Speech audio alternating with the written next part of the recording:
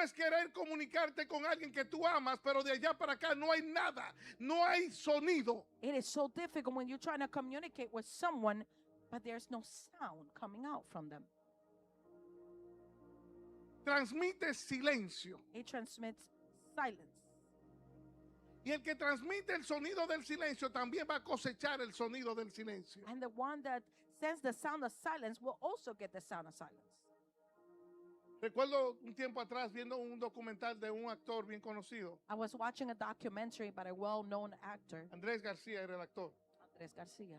Y lo entrevistaban viviendo él solo en una mansión. And they were interviewing him. He lived in a mansion by Muriéndose. himself. He was dying. Y no tenía nadie que estuviera ahí con él. And he didn't have anyone to be there with Y him. le preguntaban, ¿pero qué pasó? And they asked him what Y happened. él dijo que él nunca le invirtió tiempo a sus hijos, ni a su familia, ni a nadie. And that he never invested his time with his family or his children or no one.